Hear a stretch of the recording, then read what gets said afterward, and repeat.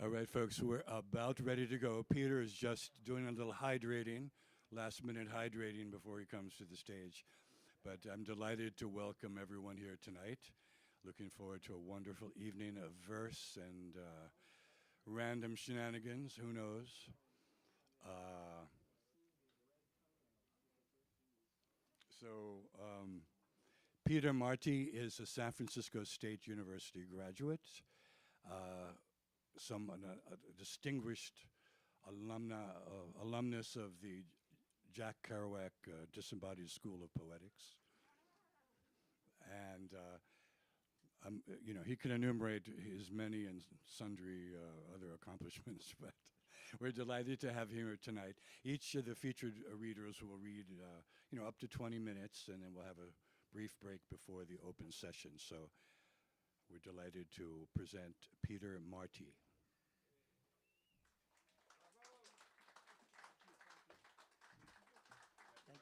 Thank you. There we go.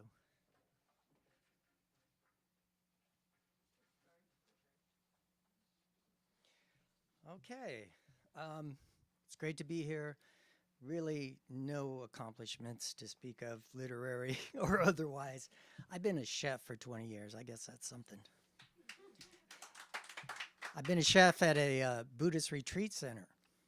And this first poem is called Retreat Land Thoughts. The golden face of the 30-foot tall Buddha is being touched up. Two Tibetans in Western clothes stand in his lap, brushing on paint. 100 Westerners in Tibetan clothes sit below, trying not to watch. Two barn swallows flit in the late afternoon shrine tent above the meditators, chasing shadows. Dharma's too expensive in America. The middle-aged oil heiress complains to me as I drive her to my chiropractor. She doesn't drive. The prices have gone up this year. I just got back from Nepal, where you could do 6 months retreat for what this 1 week costs. She doesn't offer to pay for my gas. But it's hard on your body over there. I'm going to take it easy now. Take vitamins and rest to get well. At 7 a.m., the crippled sparrow fledge on the kitchen floor chirped weakly. My cat grabbed it again before I could rescue it. Later, too wounded to live, I take it out to the field to die alone with my prayers. Early AM chill shattered by screams. Jays and squirrels, it's mine! It's my tree, it's mine! My friend's wife has gone over the edge again, into pills and illness and despair. Ever inspiring, he concludes, Buddhist practice is great and sustaining. My own dissatisfied state of mind dissolves like weird horror movie fog, swirling over the green pond below, reflecting light.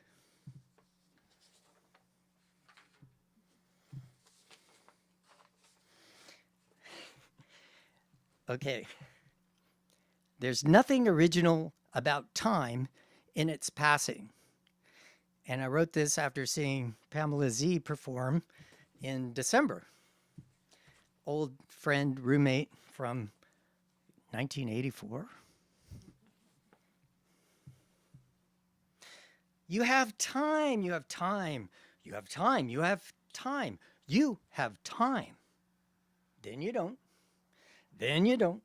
Then you, out of time? What? I just got here. Out of time? What? Oh, I just got here.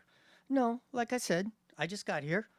Yes, I hear you, but I just got here. Oh, okay, give me a minute. Hey, do we have time for a quick one? I think it might be time for a change. Time for a slow ride. time to relax, time to chill, time to reflect on all of life's little blessings. There is absolutely no time to lose with this deal. Whoops, time to go. Hey, listen, would you please just wait a second for me? Whoops, time to go. Hey, it's all good, man. I got nothing but time. Okay, we're running a bit late today and time is short, so let's begin. Who's ready to start? I think I'm out of time or something. I'm not sure. Let me get back to you on that in the next day or two. You have time, you have time, you have time, you have time, you have time, you have time, then you don't, then you don't, then you out of time, what? I just got here, out of time, what? I just got here, you're not busy, can you just take care of it? You have time, you have time, you have time, you have time, then you don't, and then you don't. And then, you really shouldn't waste your time on that. I mean, there are just so many more important things you could be doing with your time. Time is a jet plane. It moves too fast. Oh, but what we should. It's such a shame that it can't last. If I only had a little more time, I could figure this out. You have time. You have time.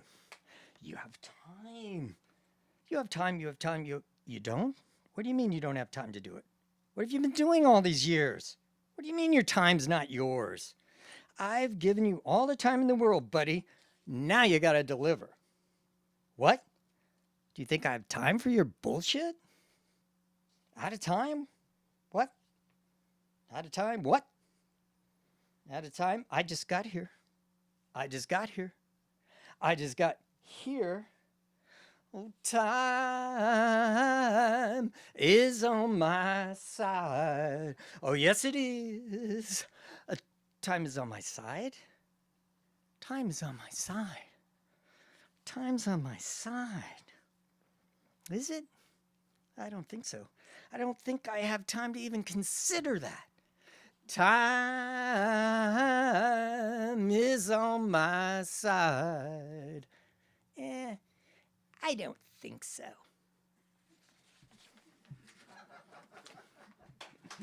Thank you. Thank you, Pamela.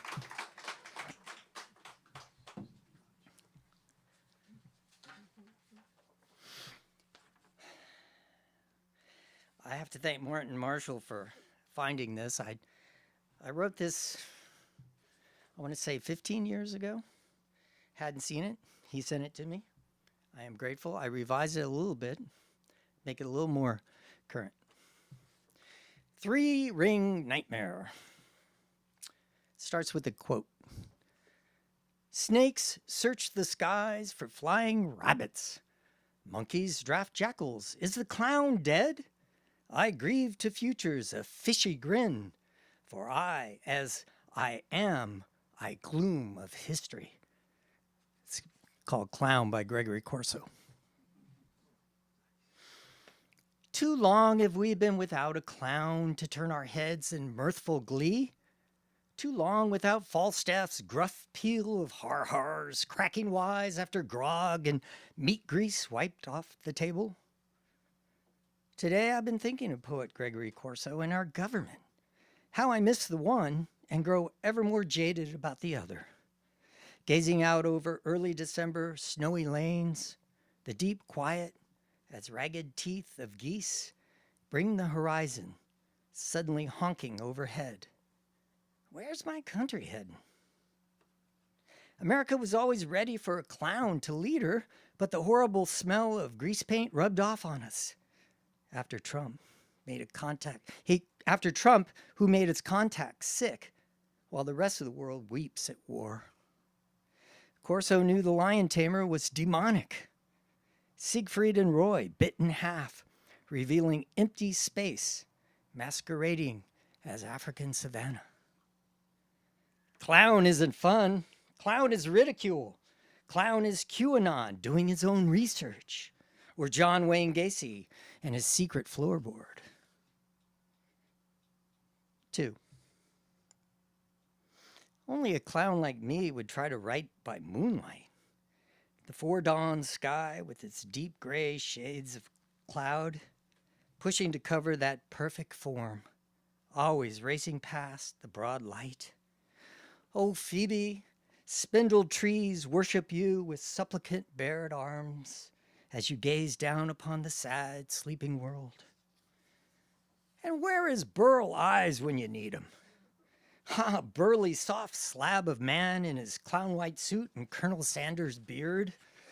Give that man a banjo, the perfect jester's instrument. No deer in the headlights, he. No, old Burl would pluck and sing Frosty the Snowman into every child pure heart. My 3-year-old niece listens to his warm, soothing tenor narration, unfazed by ghost trees at dawn, or regret dreams that spawn evil hallucinations of clown, like the dozen TV commercial clowns trapped in an alley, then strapped into the back seat of an old car.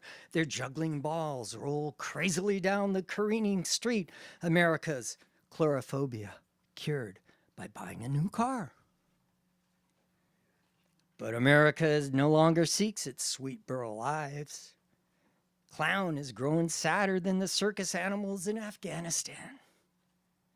Clown growing evil and slashing Movieland videos with butcher knife. Clown, destroyer of birthday party joy. Clown is a hungover drunk with the shakes, holding his aching head, waiting to confess, just to get this world off his chest. But who's listening? Who cares about old sniffly clown when a 3-year-old wakes to tell us her dream? No, sad clown, you get the snow. You get the air of Rudolph's red nose, blazing ahead into another dawn as the moon descends westward.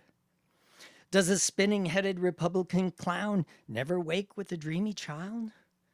Whither the Jonathan Winters clown riding a snowflake down? And the biggest clown himself, Santa Claus the huckster, where's he been all these adult years besides geezing on booze and broads, laughing up his maniacal red sleeve while evil elves burn Bethlehem? Santa, you're fired. Let Jolly Burl Ives take your place. His plaid vest and silly goatee makes everyone happy to sing. 3. Like a shopping cart clown, I once slept in a winter train station and saw my life as an endless joke of thundering steel, a time capsule of Sisyphean snow rolled into balls, melting like a listing drunk after last century's binge. They say the desert at night looks like snow to the troops of men who stand watch, longing for the Santa and Frosty of their own clowny childhoods. What a sandy mess we've allowed. The rough beast is slouched with blistered skin. No more squirrels dancing in bare ruined choirs. No 100 geese V's honking south, their comical clown waddle bodies now elegant purpose. 4. After foraging all night, the tired yearling deer flops down onto the snow in the copse behind the house. The Grinch, that clown, has stolen Persephone's sweet fall apple and replaced it with cardboard, and nobody can do anything about it. That yearling who tamped the snow to sleep keeps a wary eye. We who roll snow to shape a clown or to watch our fat cat watch a squirrel keep a wary eye. But my other eye wanders in some cross-eyed schizophrenia between hope and fear, or desire and disgust, hearing the government's words but seeing the lying actions and sighing. What clown worth his floppy shoes would say, our children come first, and then cut healthy child care programs? What clown cuts veterans' benefits after they've fallen past society's safety net? What sick clown stands off the rest of the world to invade and destroy another country just to satisfy corporate campaign donors, fellow kleptocrats and oligarchs. Calliope's Crazy Peel is this degenerate age's background music. Fox Network, once a neocon, is now fascist. TV news blares what was Shakespeare's language, now gone Orwellian. With clownish disregard for pain, America steps on the loose floorboard plank, hinging up to smash our face over and over. We enjoy it because it feels so good when it stops. Honk honk! America, this clown wants everyone to wake up. America, you could build hospitals, schools, and drug rehab, mental health oases, but we've chosen guns, jails, armies, and oil. I despair of you, America, as I do of myself in my ragged, wasted comfort, counting my remaining years left to help all beings, but watching other clowns on TV. Yikes! I'm like a pratfall waiting to happen. A flower squirt in the eye, a kick in the pillowed butt. If I don't change, why should this country? So, if Gregory Corso were here now, would he say, America, quit clowning around, get serious? Would he honk his beak at his own angel thoughts, musing with his sweetheart, be it dope, booze, or love itself? Would he outsmart the gods and get to be young again, rolling marshmallows up a deer-tamped slope, shouting, penguins! Where are the penguins? Thank you.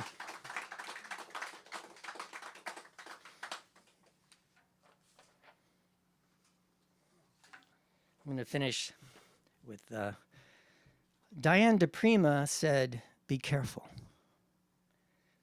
I have poems instead of regrets. My walls whisper the possible. Big winds prepare me for the inevitable decline of fantasy. Ordered to keep our distance, I increase my reach. I've taken to bathing less, which my cat seems to like, my wife not so much. This is not a drill, so smoke 'em if you got 'em. My drunk father cried watching TV ads for loneliness. Waking up the same every day is not Groundhog Day, but more like the chickens in my ears coming home to roost. It's easier to believe in conspiracies than to accept reality, and reality is the lie we tell ourselves. The plague hit, my friends died, I no longer work, and my mind is ready for anything. But nothing prepared me. No one could have guessed. At no time was there ever anything but this wind and my own apparent breath. The arc of history is a long injustice, punctuated by times of unreasonable hope that we can fix what's broke, and hope is never stronger than after long stretches of solitude, punctuated by outrage and unreasonable expectations. I dreamt Diane said, be careful, be wise about who you trust to have power over you.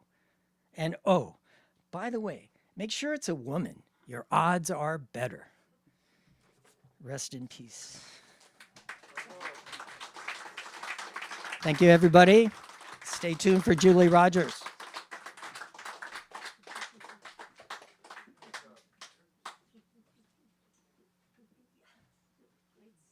Thank you, Peter. That was excellent.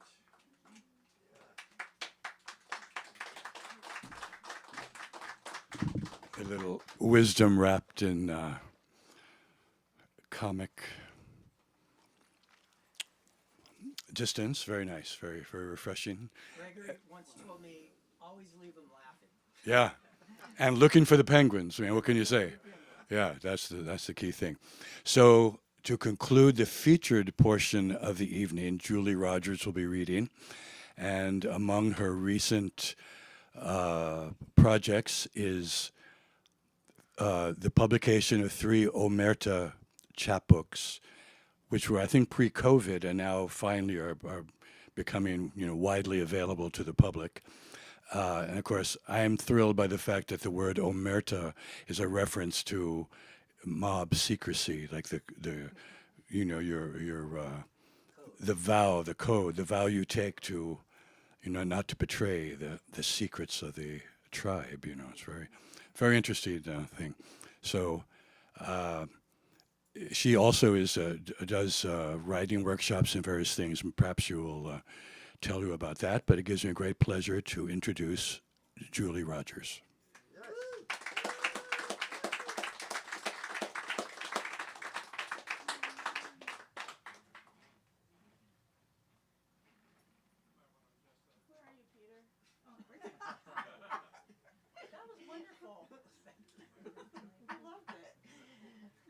That's right. I couldn't see me either. Does that mic need to come down a bit? Yes. Yes, it does. That can be arranged. Thank you. As long as it doesn't hit me in the head while I'm reading, I'll be okay. Yeah, that's fine. Yeah, that's good. Thank you for coming, everyone. And I really want to thank Eric and Burden Beckett for having this fabulous venue, which is also one of the most notable and hottest jazz clubs in San Francisco. So everyone should come, including me, who hasn't for a really long time. But this is a great place, and we're all indebted to Eric for being a community service project. And also, thank you, Peter, for that wonderful reading that made me laugh a whole bunch, which is great. So I've got these chapbooks,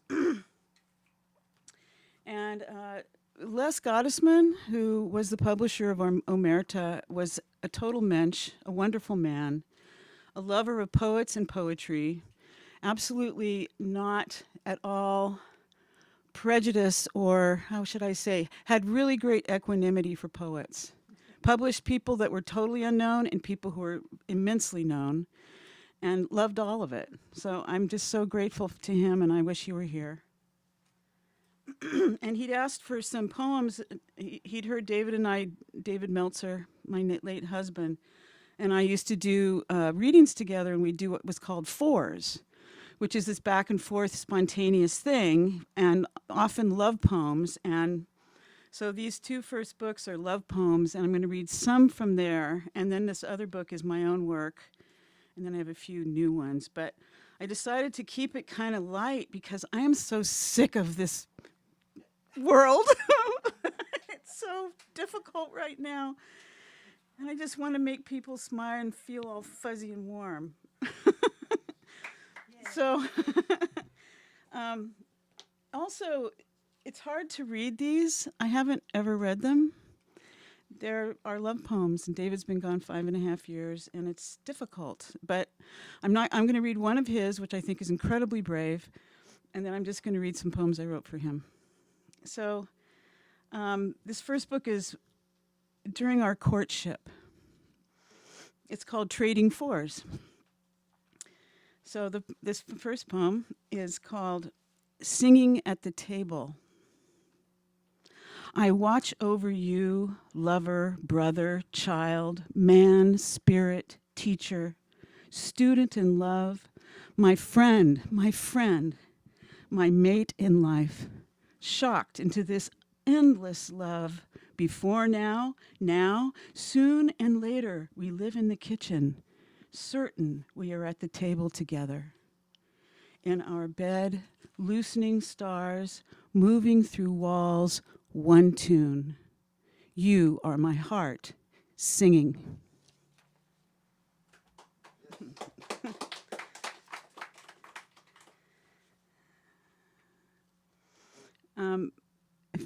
If you knew David, this is so him.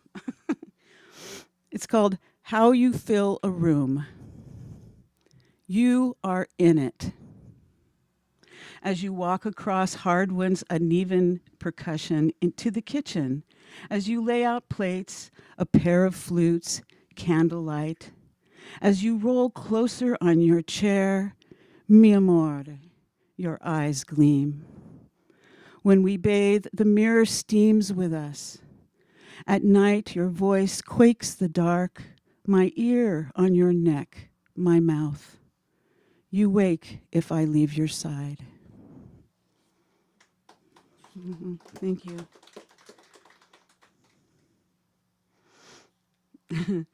There's one video of David and I doing fours that's on YouTube.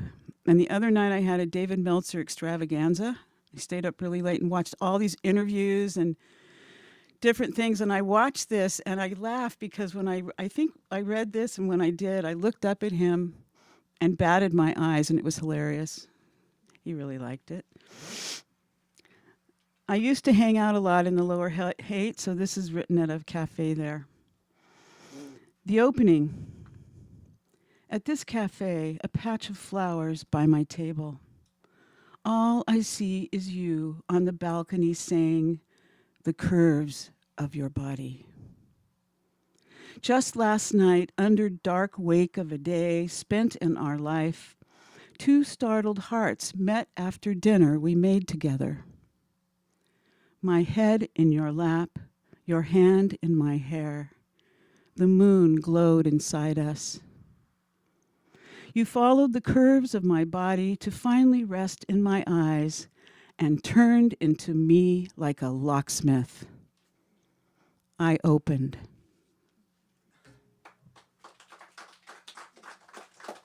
Now, if you want the really juicy, full impact, you have to get the book because then you get to see what he said back. I'm too embarrassed to read those.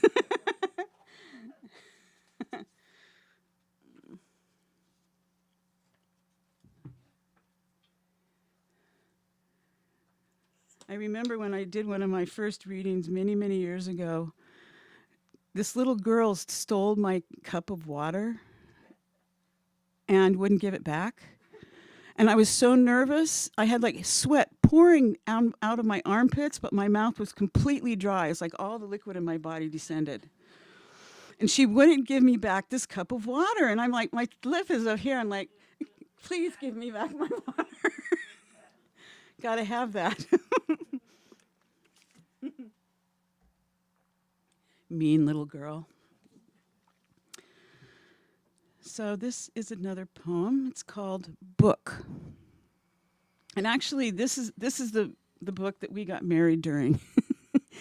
So on the cover picture is actually taken by my niece, Ariel Gonzalez, who did a whole photo shoot for us for our CD, which I happen to have here tonight, if anyone's interested. But it's a really great picture of David. Book. In your chair, your cave, head bent to book, your prayer, your cradle. Quiet lights your eyes, fingertips, bowing spine, wooing mind from its house of white head atop an old man disguise. Dog-eared trappings of sage. Sweatshirt loose on bones ground down into flesh you wrestle daily. Clomp along to the teapot, stand at the sink. Look out over the Oakland hills, delight in their heavy gray. Pause on the walk back to swallow titles, each a cell that fled your body for the shelves. Pause again, look in on me, still across the bed. My skin, your page, belly of words, mythic dark patch. Your full quill, breasts, oh, love's round letters will write your poems. But today you are reading.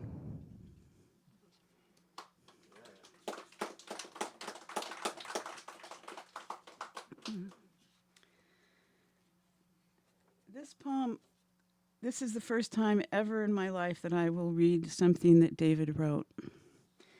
And this was the last poem he wrote for me, and it might have been his last poem, but I'm not sure. And it was written New Year's Eve, 2015, and he died exactly a year later.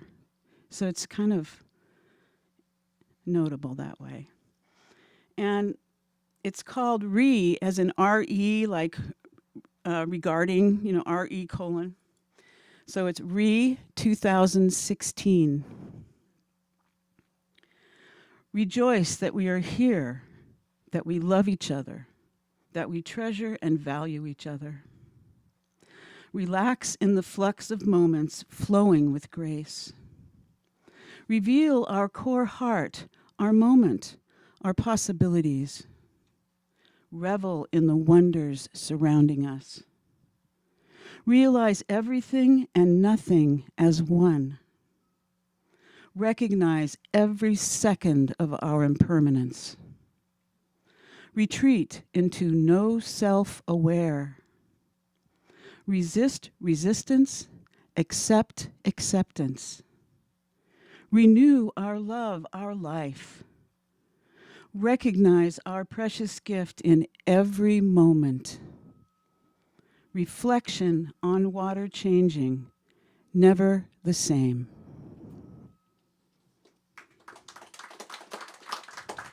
Thank you. I don't even think he ever read that poem, actually. And we didn't do any readings that last year, I don't think. Anyway, we all miss him. This is a funny thing because the one time I got to go to this really fabulous jazz club in LA, and Theo Saunders was playing with a band, and Theo and David did a really great gig here, more than one, I'm sure. But it's on YouTube, and they were doing Bolero, David's poem Bolero, and Theo is a fantastic jazz pianist and composer and so on. And so we went to this club, and David, we were both just blissed out, and David was just like out of his mind. He was just like so happy and just, and I scrambled around in my purse to find something to write a poem on. I found a scrap of paper, and I wrote this poem, and then I found it in the bottom of my purse 2 years later, which shows you the black hole that I carry around with me every day. So I was like, oh, look, here's this poem. So, and actually Les Gottesman made a broadside with this poem and another one of David's on it, which was very kind.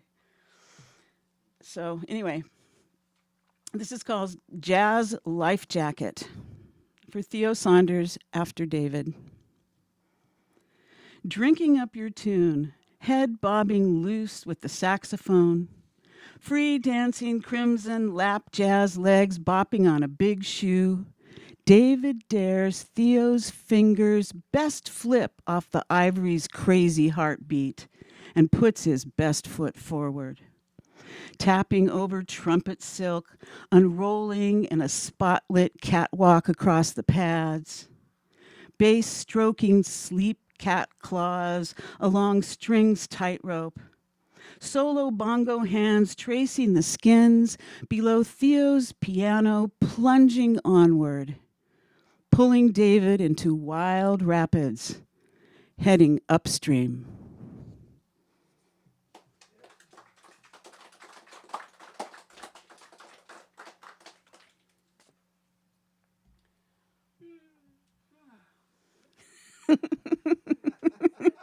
This is a fabulous reading. Don't let that man fool you.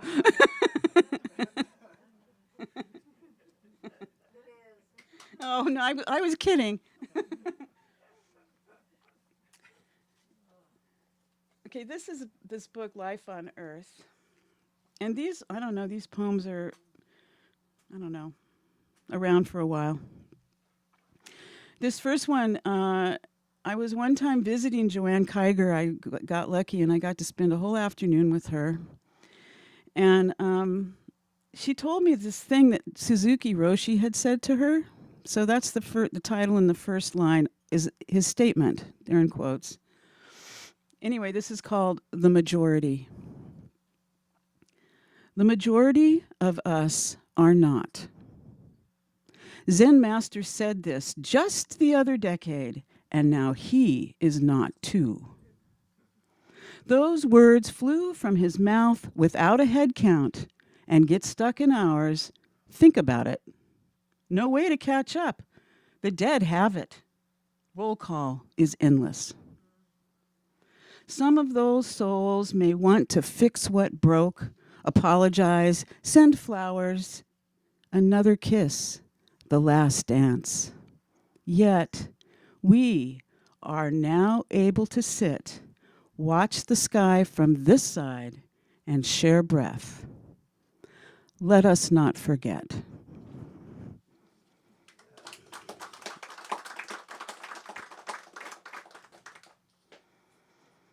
Thank you. This is a poem that I wrote for my daughter and the Buddhist community. It's called Practice. Until perfect, I promise to be myself the best I know how right now. Not some hoped-for epiphany. No frills, no creds, just this plain old beginner, late bloomer, we hope. I bear my heart and will continue to stumble. The road to hell is paved with good intentions, my mother often said. That didn't scare me like the pebbles I slip on climbing this mountain. I swear I'll walk till I die, or better yet, I'll figure it out and relax. That would be great. You know what I mean?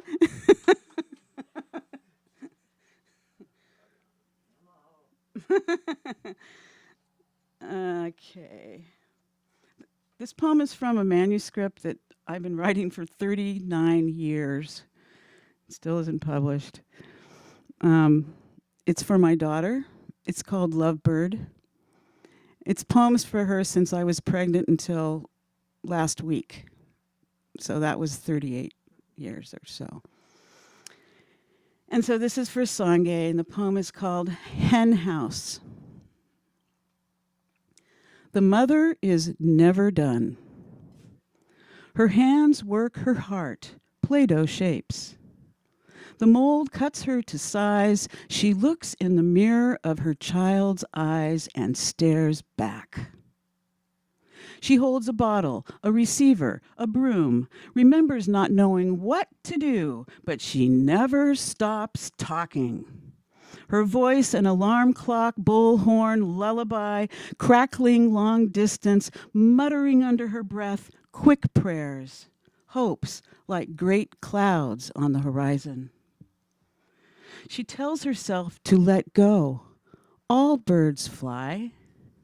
She cleans and cleans the nest, its emptiness, its clutter of songs. She learns to sing a new tune. She's off key, but carries on late at night when the other hens are quiet.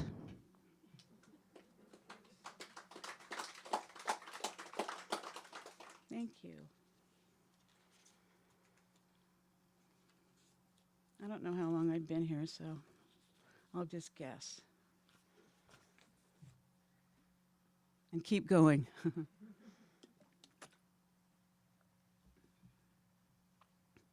This is another poem for my daughter. I mean, I could have written it for myself, and in fact, I write all of these for myself. I admit it. but I dedicate it to Sangye.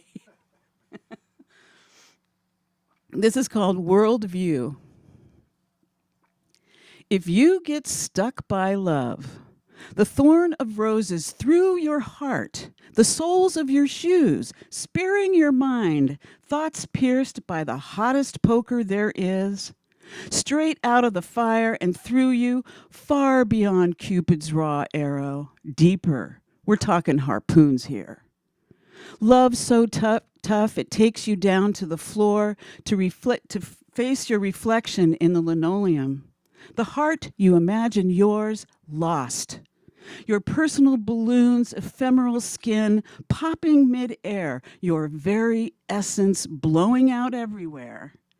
All you can do is parachute completely bare naked, because it's all about being home and loving every breath you share with everyone off and on earth.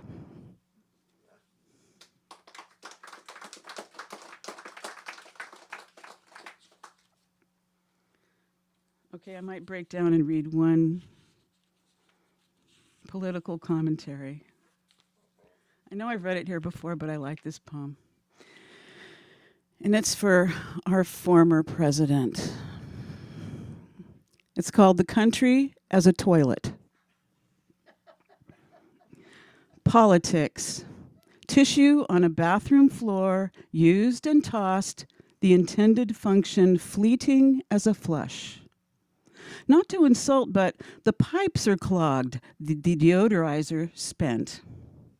No claims to deciphering the news or how to fix the way it is continually running on, but here I am in the sewer system, with the classes sinking into lower economics, in the swirl of the drain that starts in a full tank and fills to empty us.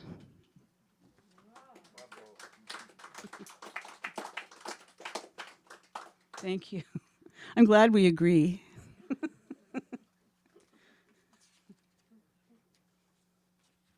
There's just one more from this book. This is a poem for Susie Heldfond and Theo Saunders.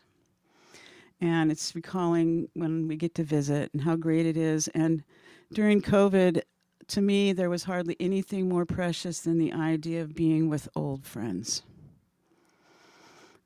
I live alone, and I almost drove myself crazy. So, I mean, we're still in COVID, but it's not quite as bad. So this is called More Reasons for a Good Hang. First of all, fun is good. Laugh big, wide open, bare as giggles. Happy is for birds of the humming variety. Can't sit still while singing show tunes to the sky.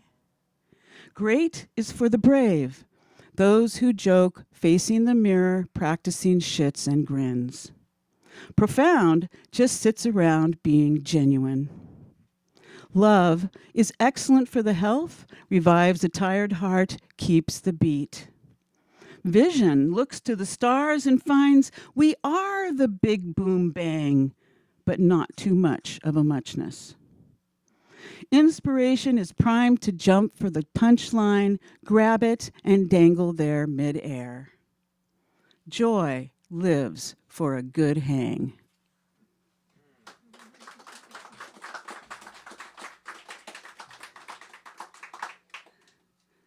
I'm not going to read all the really tormented poems that are in this book tonight. So here's some more kind of silly poems. I'm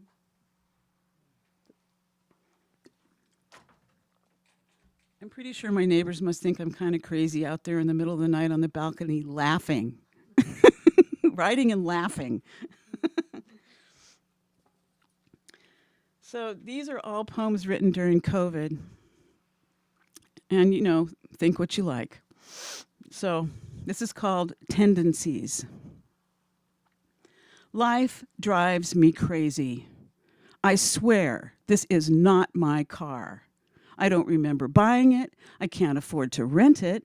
I don't recall parking here. There's never enough insurance. I wouldn't shop here if someone had warned me. Who knew? Right here, this gets real existential, like, I don't understand the stricken world, so sad and beautiful. All I know is somehow I stopped here and choose to stay to continue the tradition. I tell myself, remember to stand up. Then I look to see if I'm here with the keys. Then it all comes back. Turns out I do drive. I even have a license. I drive good.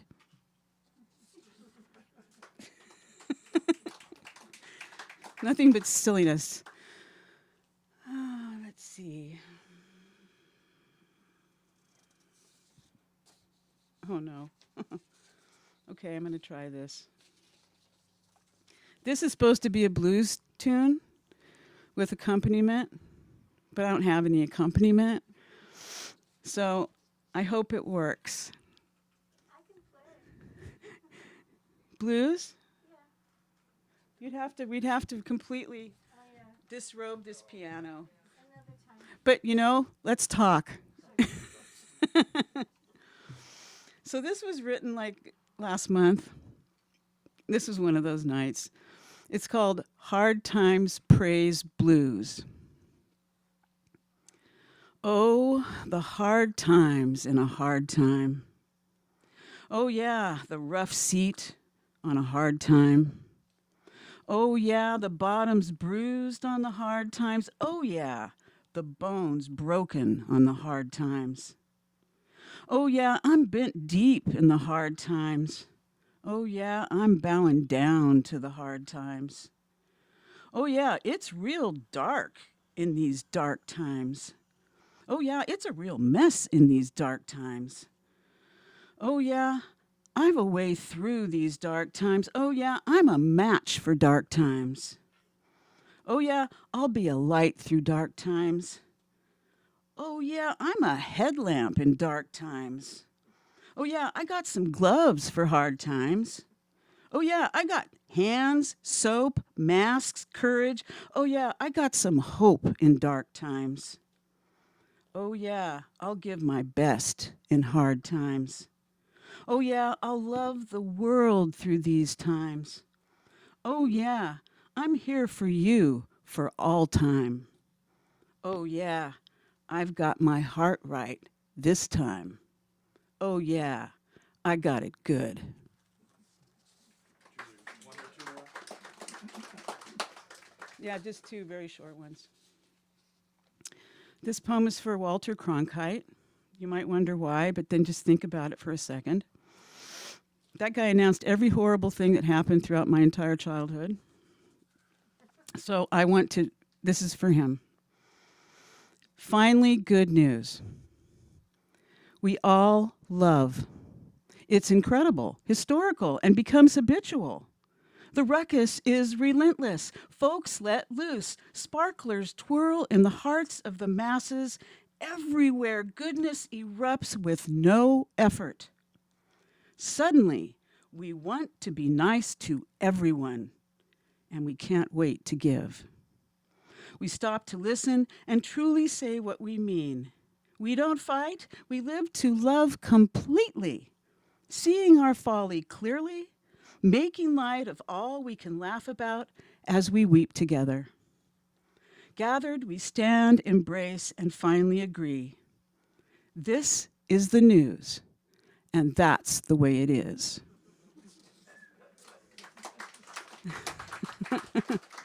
And this is just a very tiny poem, and it's for Christy.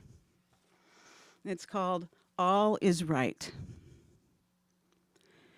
In the moment when all is right in the heart, where all is right in mind's eye, blink. All that's left is the moment when all that's left in the heart turns right into this. Thank you. Thank you, Jay. To let people know, there's a little tip jar here. The poets do get a little honorarium, but of course, they have voracious appetites, so spare $1 or $2, you'll be put to good use, I'm quite sure. So.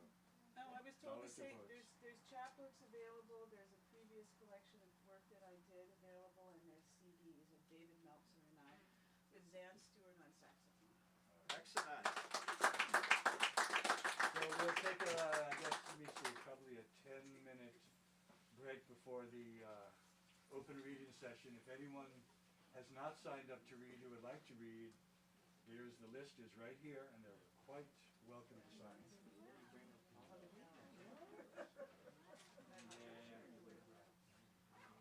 Well, good luck, sir. Maybe you'll see it on the way back. You never know.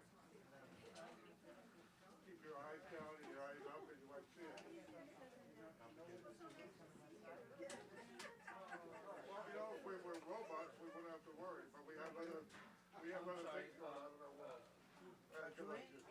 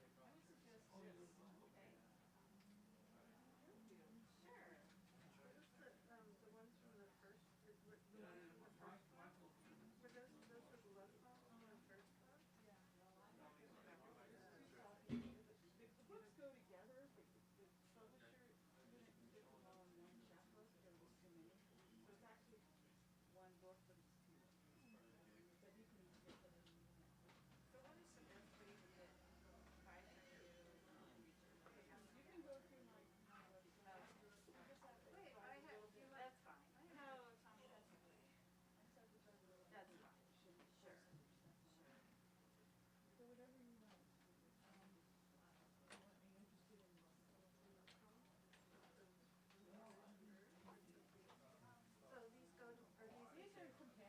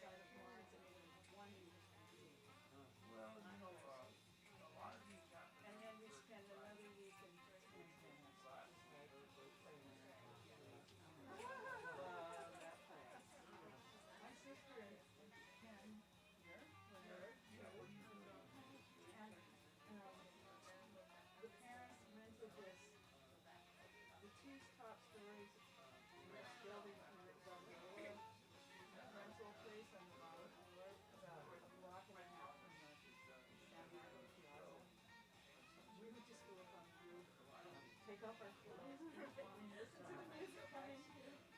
my God, it was just like, is this real? It was so good. I don't think I'll be doing that. Oh, no, well, I wouldn't be doing it either anymore. It was dark. Yeah.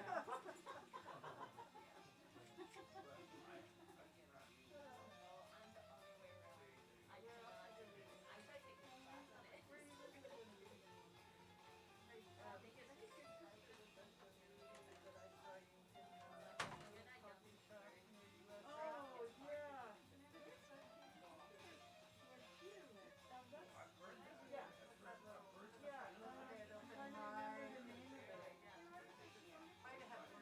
Yeah, oh, you did. Sacred Ground. That's where it was.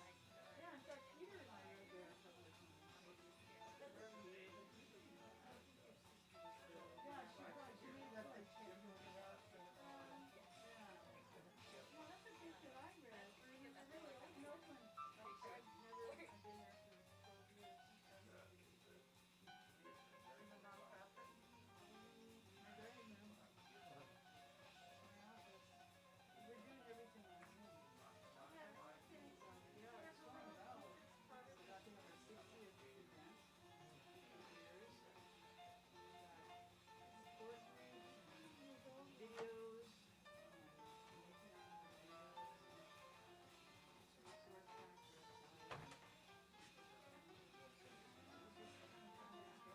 We're not trying, we're just gonna have to.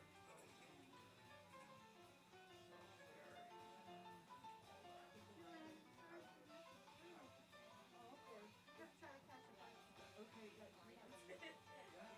Sorry. I'm so glad you guys came.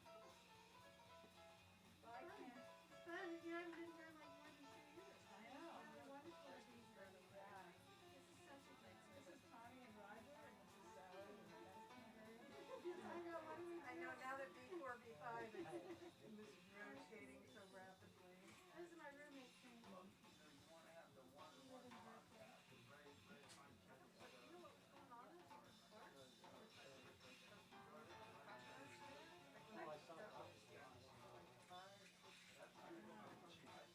Well, we're very concerned about the site, I guess it would be the Bart's help, right? Because when we looked up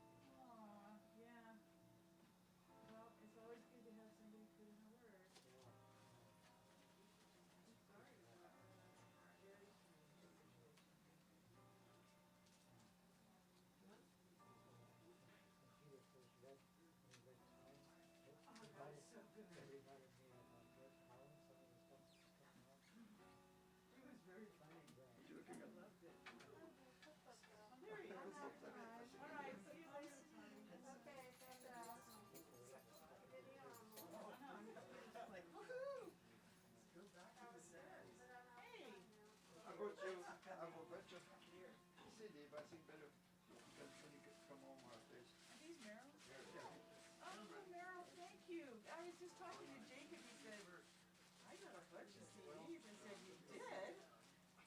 Oh, thank you so much. That's really generous. I know you're working on some other things. Yeah, we're making videos and we want to use music. Yeah. I think I sent you. This is all I very sent you an email. I sent you YouTube link for one CD. Okay. One slideshow. And tell me which one of this. Okay, I want to give you a CD. I appreciate this a lot. Yeah, for a minute.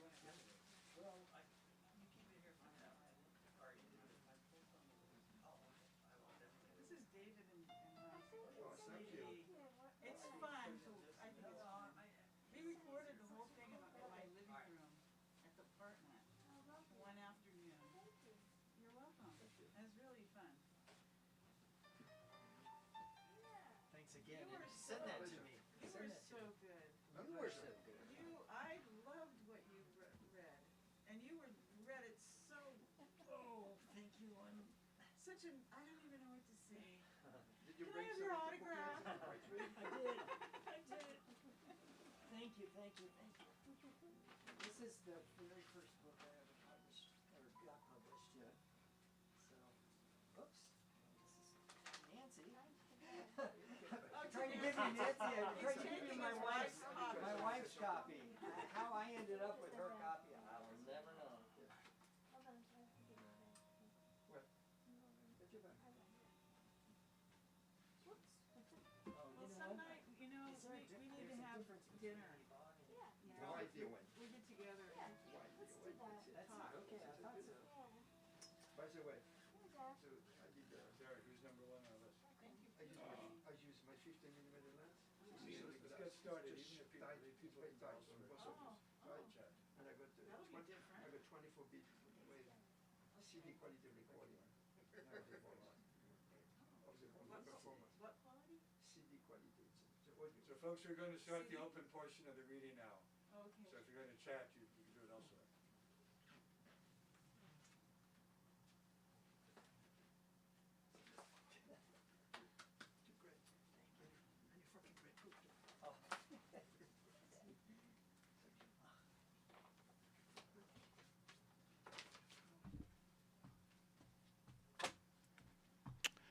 I think I'm just going to read a couple of poems from a book I wrote on birds, called The Grace of Crows.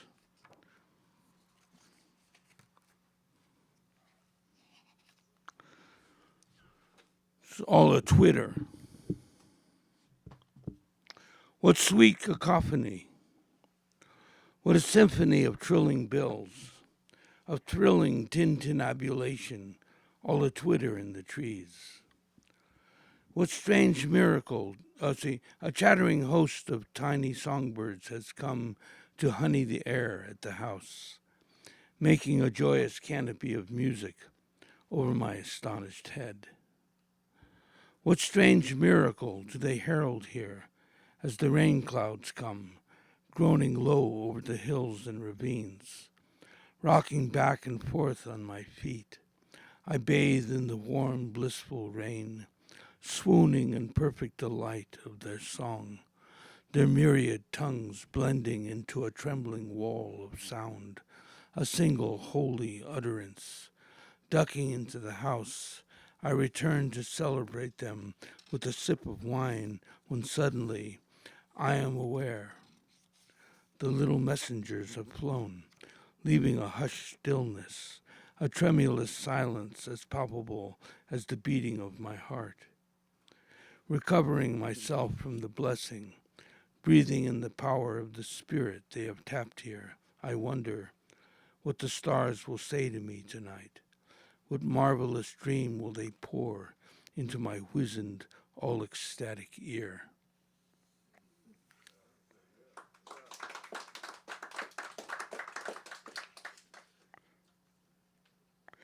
It's called Birds of a Feather for Tony Vaughn.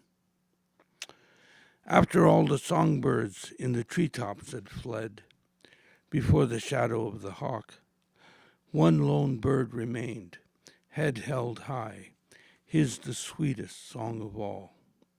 the great silence, broken by only by an exquisite, heartfelt melody, floating in the crazy heat of these autumn hills.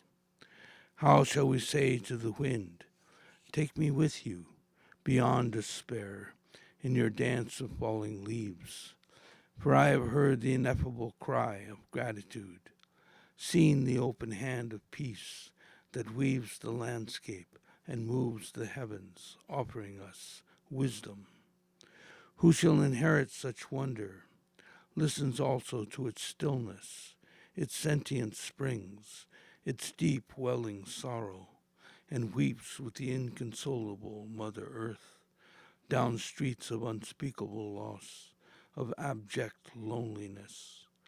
Then comes back again the fatted flock, feasting in this idyllic and dangerous spot, and the crows again talk their talk of recognition.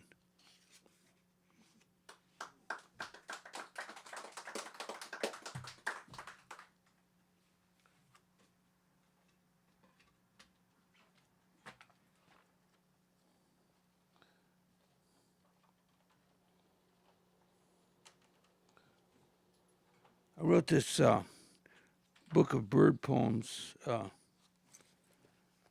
that I'm going to publish. There are 22 poems about birds. This one's called The Nature of Birds. I dreamed my older brother and I, God rest his bones, were out in the backyard of the house we grew up in and where our mother still lives, doing some clearing and repairs, when two small birds appeared, their flight in perfect unison, in perfect sync with each other, which somehow disturbed my brother. What is it? He asked in fear. It's nature, I replied, and I clearly saw the essence of those birds, not just their outward appearance, and they saw me, with their silvery eyes so alive, an offering of mutual understanding in a silent way.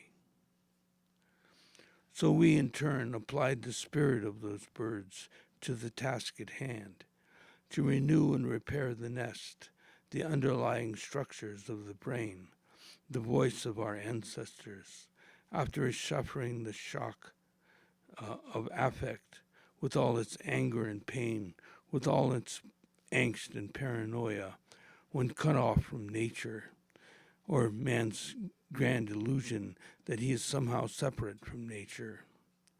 But nature demands culture, the building of character and moral strength, a spiritual life in harmony with the garden of life itself, like the gazebo me and my brother built in the backyard of our youth, the work of a lifetime. So what is the meaning of flight in my dream but inspiration and ecstasy? And what is the true nature of birds but flight and song, nesting in an everlasting tree, bringing joy and levity to our lives, the laughter and grace of crows? And why even ask the question? Blessed are the brave little birds, for they have attained the dream, and with both wings, body and soul, have inherited the way of heaven. All right. Thank you. So, are you going to read, Michael? No, go ahead and go ahead and put me there. Paul Slade.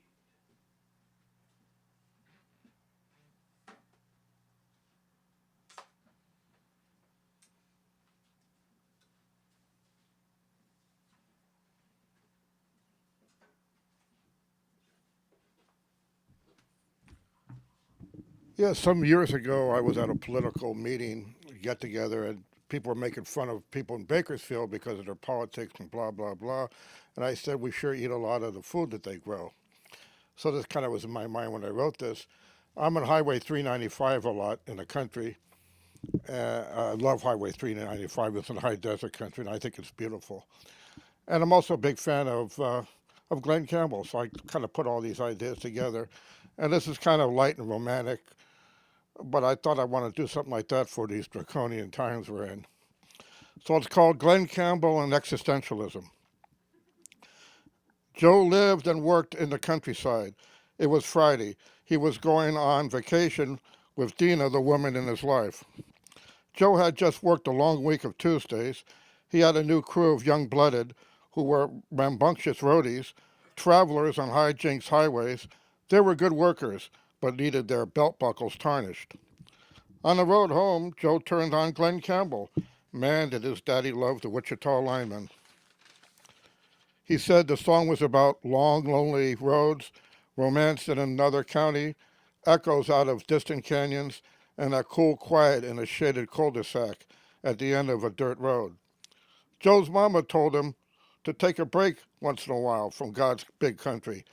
Let air conditioning cool your beer. She said old Mother Earth, weatherman, could sometimes be rough on your backside's bottom line. His forecast, like unlucky numbers, called at a church bingo game. She said sometimes the sun will warm you too much, warping your hide, like paint peeling on the side of an old barn, exposing your nerves, prickly heating your heart. Joe heard stories about his father as a young man. His friends said that he could have been a rodeo clown or a county commissioner because he could handle a lot of bull. Joe's dad left the earth far too soon. His long days shortened his years. His soul was captured in the vortex of that tornado that swept through last summer. Joe didn't blame his mother for his dad's early demise, but the D word didn't help. Too bad his divorce lawyer wasn't Tammy Wynette. Joe lived in the city while at college. He thought about the irony of that philosophy class. If Sisyphus was working in the country, Camus would have given him a front loader to get that stone up the hill. Joe knew that a storm was coming out of some indigenous valley, ricocheting off the mountains. His foot was encouraging his truck to get home soon. He passed the VFW Roadhouse, Friday night fandango, muscle memory Merle Haggard steps on the dance floor, lip-syncing line dancers seated at the bar, and maybe those old lifers would come down from the military base, rockers up and down on their sleeves, bold chevrons, happy hour fueled maneuvers, but sometimes they would bivouac in a corner because they knew those prairie princesses were pearls at any moment could bury them deeper than a missile silo.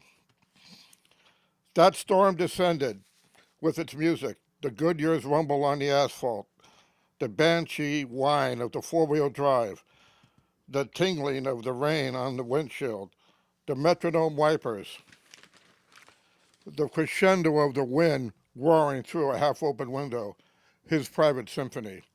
Saturday morning, Joe left the gravel gravitas security of his driveway to meet Dina. He must have loved her since they were children, when they created adventures, sharing Crayolas, together growing into their boots. Today he admired her curves under her Carhartt, her angles into the wind, how her Annie Oakley eyes had a caliber for her soul. On Saturday nights, Dina would free her hair from her Stetson. It would cascade down, curtains on the stage of her womanhood. Her hands, free from the rough, gloved ranch of the week, were marble and silk. Her caresses, a sermon from a priestess on Sunday morning. They would use Dina's truck for their journey. The cab would have her allure, the scent of wild flowers from a little bottle from France.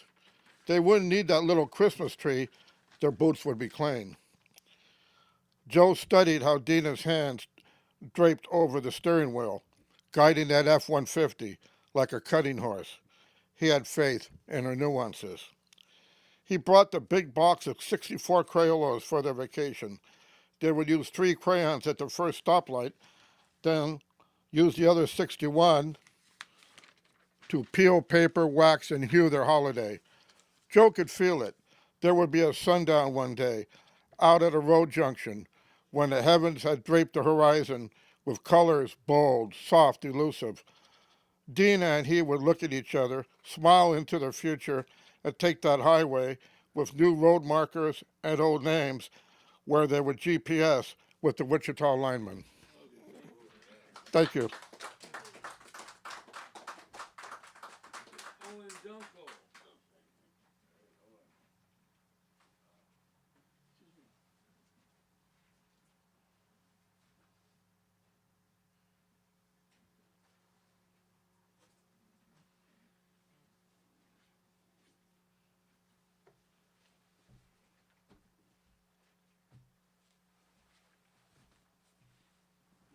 For people that say they can't hear me, I'll try and speak up. Oh, and you could take off your mask while you're at the. Oh, okay. Return the native to his or her homeland. It is an admirable odyssey we are engaged upon. One must say it is an odyssey of the mind. My mind can and does go on, plods on, as I put it. I am slow, but I can keep up with the Joneses of North Beach. Of course, they are elsewhere doing busy things that I know exist. Yes, just know that they exist, and that's that. The quotidian of the everyday, which is what it means.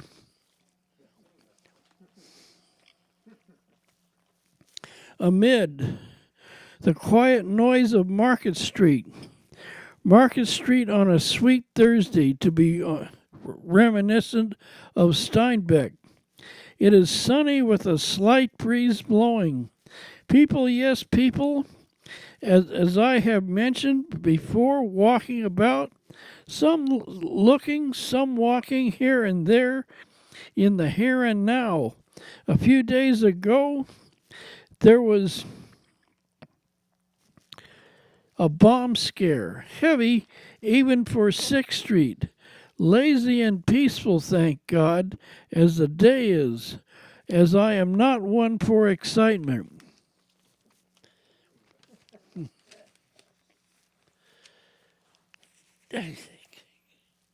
Dark victory. Here I sat broken-hearted, thought I would only have to pay 2, but God damn it, I missed and had to pay 3. Cursed be it all.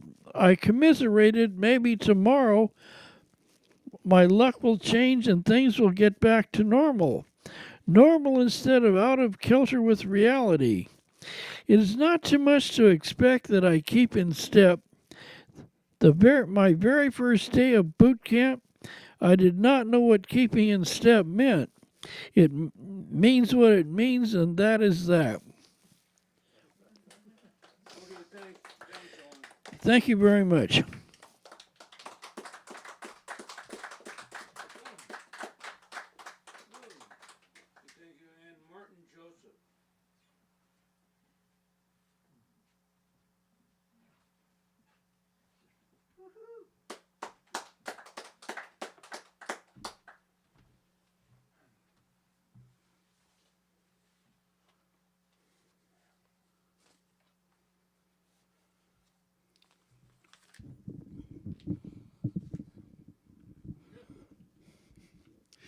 Good evening, Bird and Beckett.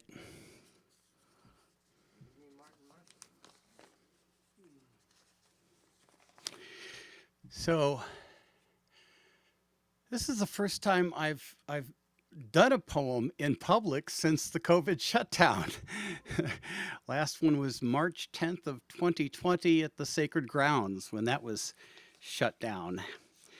So, I had 52 poems to choose from for tonight, and in honor of our feature, Peter Marti, I chose this one. It's called Anything Times Zero, and you'll have to bear with me a little bit because I'm writing a play for the Broadway stage, a musical, and this is the ending number of the musical. And it has other strophes and this is the strophe. It has anti-strophes and other things that you won't hear tonight. But picture, if you will, this lead backed up by 40 tap dancing, full regalia Buddhist monks. I thought it was there just a moment ago, the truth delivered up by a hero. But it seems that others have a different idea, that anything times zero is zero. In a world built on falsehoods, in a world built on faith, in a world with 7 wonders, we still need to find an 8th. Find a world with fair exchanges where what people say is true. Find a world that lets you build your life without anyone deceiving you. There are rules about counting, and there are those who decide whether any of those rules will be followed, who is out and who's inside. Because anything times zero is zero. And faith sometimes takes you for a ride. Ballots washing ashore in Benicia tell me something has someone to hide. I hold up my lance like a hero with Sancho Panza close by my side. But which way should I charge when the problem is so large and variations are so wide?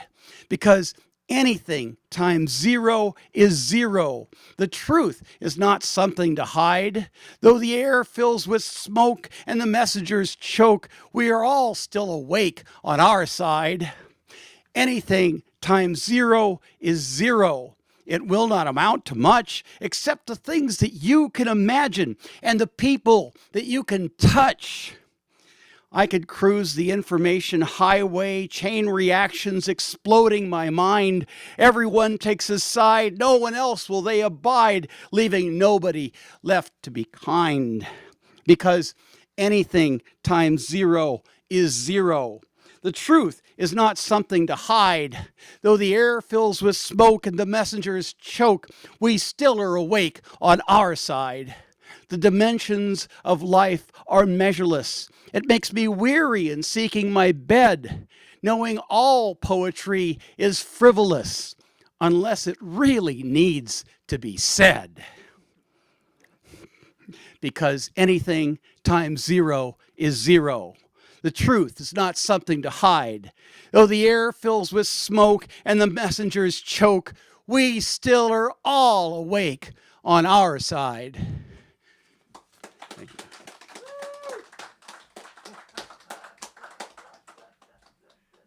We got a tap dance now. Okay, thank you. And Kazue.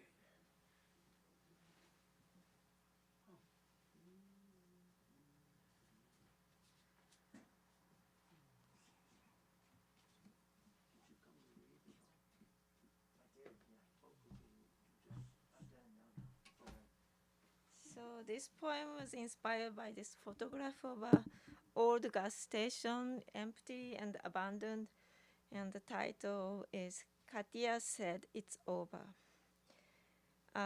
It's written from the point of view of a 10-year-old girl.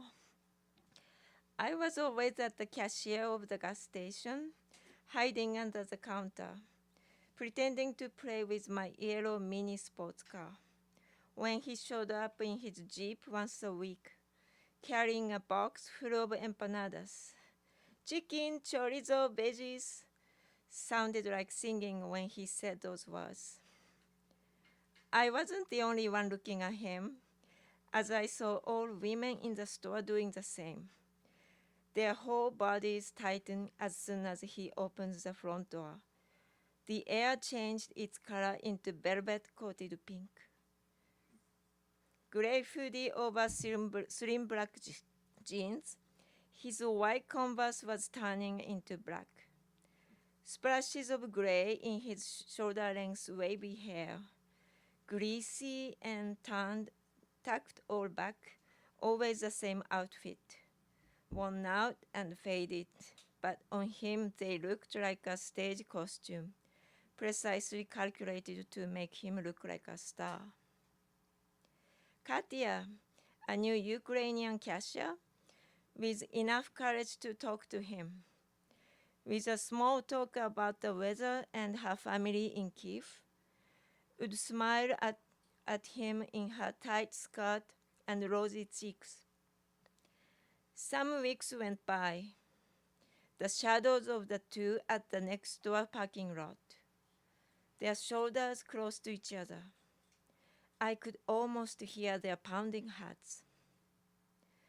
The Jeep started coming every day, even without empanadas, leaving with Katia in the passenger's seat, with Katia's smile the biggest ever. But it didn't take long before I started seeing Katia's tears. Probably it was a sign that less people came to the store. No more empanadas at the gas station. And the news of a weird virus.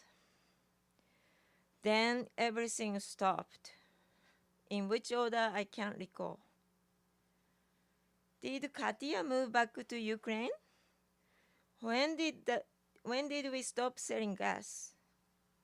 Was it before or after the war started? No answers to these questions. Just that Katia said it's over. Thank you.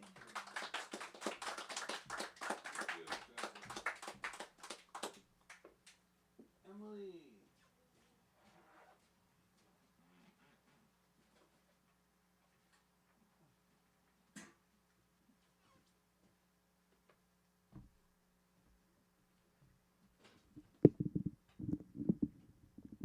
Let's see if this will work. Hello. Hi. Thanks for being so welcoming. I'm Emily. I'm a transplant for the summer from Chicago, so it's a big honor for me to be here. This is also the first time I'm ever reading my poems in a space, so it's very special to me. So thank you all for being so welcoming. Okay, this is untitled because I never wrote this to be shared, so I haven't titled it yet. All right. It's 2 a.m. and you leave tomorrow. We're perched side by side, tucked away by a sleepy city into a sweet-smelling Chinese cafe. I usually haunt these nights alone, but even though we ran out of small talk hours ago, the curve of your lips is my moon tonight. I want to ask you why you keep humming a song that leaves blood on the tongue. I don't. It's such a lost song. Instead, I try to offer you the poem I've written in my head about a tenderly dissolving us, but I can't, you see. We are better, barely strangers. We've both reenacted these scenes too many ways to know better than to feed the memory. We call it youth, but it's to keep the goodbyes from tasting too bitter. Miles and months down the road, this is both a blessing and a curse. I never knew you well enough to ask for more, but I miss you anyways. These small moments don't cover nearly enough ground. I listened to that song you liked, fondly and on repeat. I memorized the words. Hold them like pearls on the tongue, a small souvenir to return to the night before I let you go. Thank you. Thank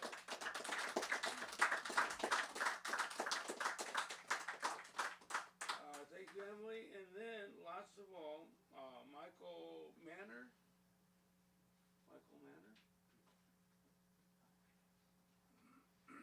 I'm sorry. Did you want to read, sir? Did you want to read tonight? No, I think I've done it. Okay. But thank you.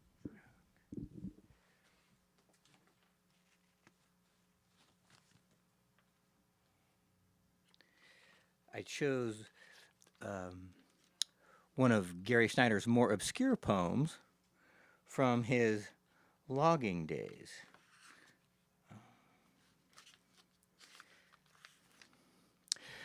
But ye shall destroy their altars, break their images, and cut down their groves. Exodus 34:13.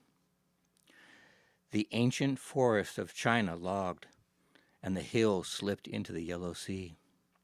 Squared beams, log dogs, on a tamped earth sill. San Francisco 2x4s were the woods around Seattle. Someone killed and someone built a house, a forest, wrecked or razed, all America hung on a hook and burned by men in their own praise. Snow on fresh stumps and brush piles. The generator starts and rumbles in the frosty dawn.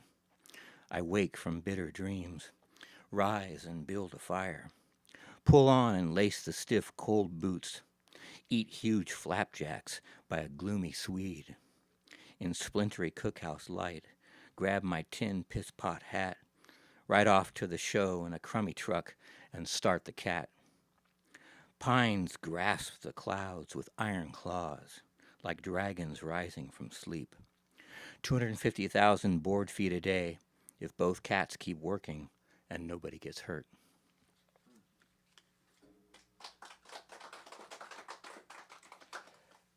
A small poem from Li Po.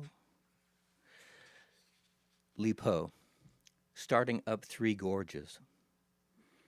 Azure heaven pinched between Wu mountains.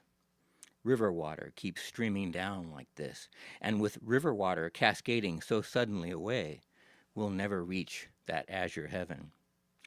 3 mornings we start up Huang Niu Gorge, and 3 nights we've gone nowhere. 3 mornings and 3 nights.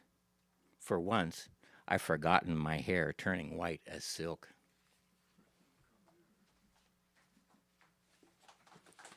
And one more from Jack Gilbert, After Love. He is watching the music with his eyes closed, hearing the piano like a man moving through the woods, thinking by feeling. The orchestra up in the trees, the heart below, step by step. The music hurrying sometimes, but always returning to quiet, like the man remembering and hoping.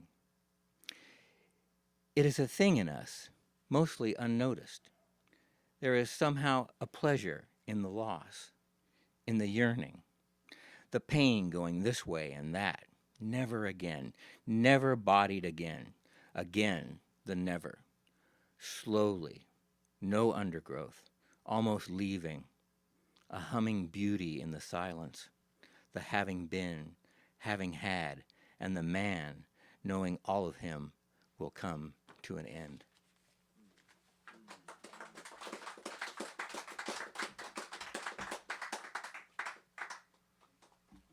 Jerry, was that the last on the list? That's it. Well, let me read one quick one. What? Oh, wait, one quick one. All right. Culminate the evening. Right. So.